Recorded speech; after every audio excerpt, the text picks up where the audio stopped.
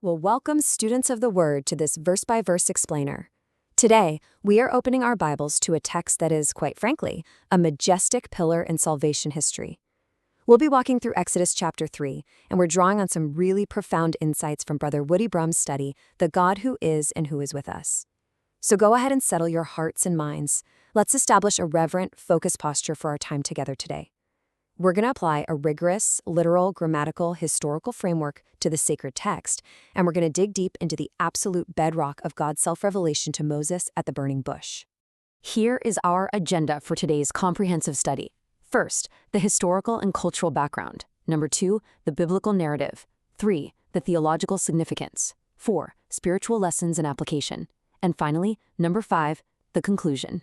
Let us examine the historical and cultural background. This chapter opens not in the gilded, luxurious courts of Pharaoh, but in quiet obscurity. We're talking about the harsh, rocky crags of the ancient Near East.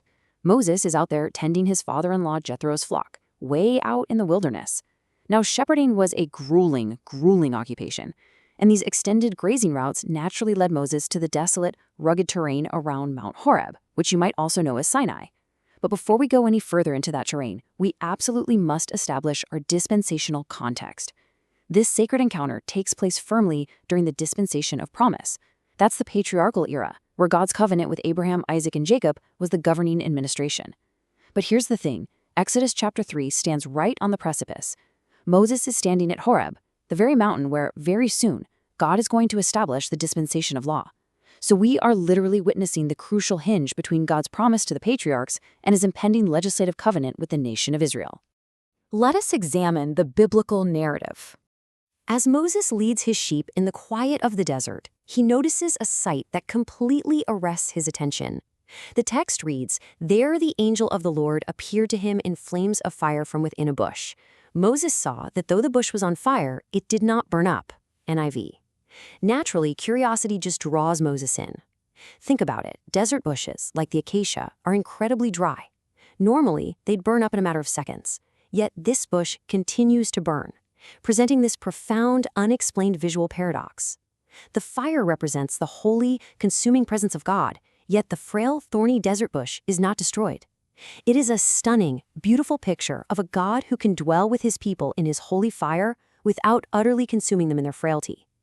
And when Moses turns aside to see this great sight, a voice calls out from the bush with such urgency and intimacy, "Moses, Moses." Moses answers, "Here I am," but God immediately halts his steps. The Lord commands him to take off his sandals. Why? Because the place where he is standing is holy ground.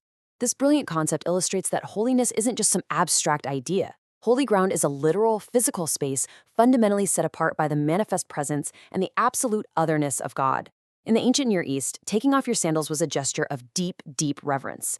By commanding this, God is demonstrating that even the common, ordinary desert dust becomes sacred and set apart the exact moment he manifests his holy presence. It requires a posture of profound reverence and humility from us. Moses actually immediately hides his face, completely afraid to look upon God. After introducing himself as the God of the patriarchs, the Lord declares he has seen Israel's misery and promises to deliver them into a land flowing with milk and honey. Now listen closely, because we must maintain strict theological distinction right here. When God promises physical deliverance and a land flowing with milk and honey, this is an earthly, geographical promise, specifically made to national Israel. It denotes real pastoral abundance and agricultural fruitfulness to counter Egypt's crushing brick quotas. We absolutely must not allegorize this. This program for national Israel is entirely distinct from God's later spiritual program for the church. The Lord is honoring a concrete, historical covenant made with Abraham concerning real geography.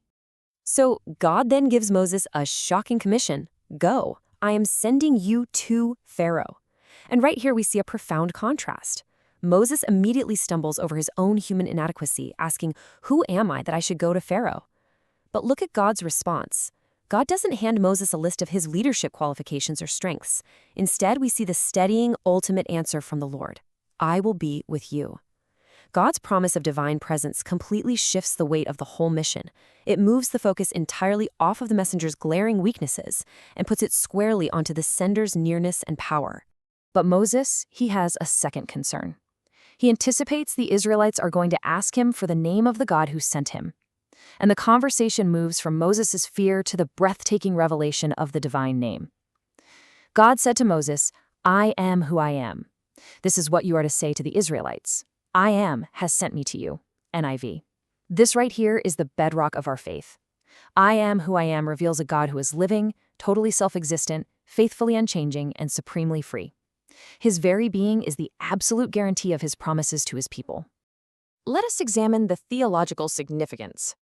Now that we've walked through the narrative, we need to transition into our systematic theology analysis to really mine the doctrinal depths of this chapter. Under the classification of theology proper, which is the study of God himself, this chapter is just a masterpiece. The command to remove the sandals and that revelation of the I am explicitly frame God's transcendent holiness, his uncaused self-existence, and his sovereign freedom. He isn't some local deity bound to a specific landscape, he simply is. Furthermore, as we shift over to Christology, we must identify the angel of the Lord appearing in the fire. In conservative biblical scholarship, this is widely recognized as a Christophany. That's a pre-incarnate appearance of Jesus Christ. And this perfectly links to Christ's later, earth-shattering declaration in John 8:58, NIV, "Before Abraham was born, I am." The God of the bush and the Christ of the cross are absolutely one and the same.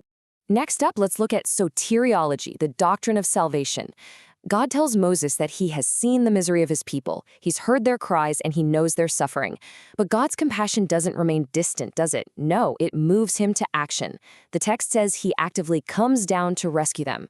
This relational descent is the very heart of salvation, the Lord intervening in human history with saving power. But we also have to grasp the goal of this salvation. God tells Moses that the sign of his commission will be that they will worship God on this very mountain. True deliverance purposefully culminates in worship.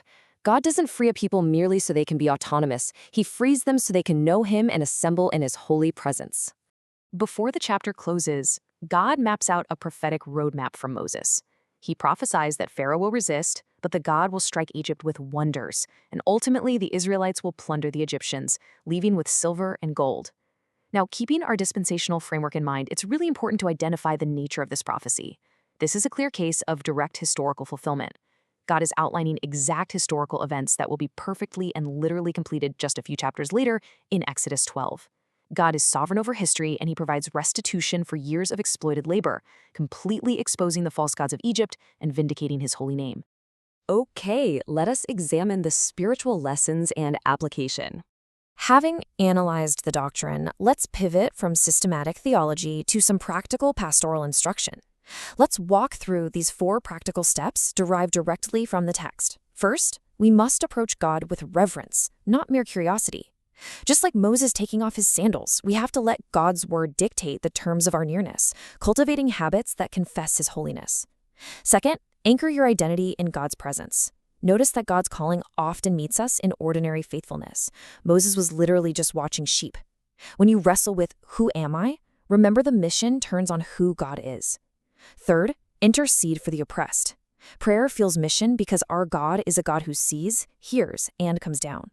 And finally, number 4, trust God's provision for obedience. The God who commands you to go is the exact same God who ensures you won't depart empty-handed. Our hope rests entirely on God's name, never on our own abilities. Let us examine the conclusion. It's time to begin summarizing the immense weight and glory of this majestic chapter. Exodus chapter 3 gathers holiness, compassion, divine commission, and the revelation of the eternal name into a single, breathtaking scene. We see a reluctant shepherd transformed into a sent servant simply because the great I Am has promised his presence. The entire arc of this text bends inevitably toward worship. For us today, these pages offer far more than just ancient history. They offer a definitive map for faith. They teach us to bow low on holy ground, to receive the profound assurance of God's abiding presence, and to anchor our lives in the unchanging bedrock of God's mercy. The Lord, the God of your fathers, has sent me to you. This is my name forever, the name you shall call me from generation to generation. NIV. He remains who he is, and he binds his name to his people for their ultimate good and for his absolute glory. So the question remains for us today. When the great I Am speaks from the fire, will you take off your sandals, or will you just walk away? May the Lord bless you and keep you as you walk in the reverence and the assurance of the great I Am. May his word be a lamp unto your feet and a light unto your path. For more in-depth studies, visit the Grace and Knowledge series blog at woodybroom.online.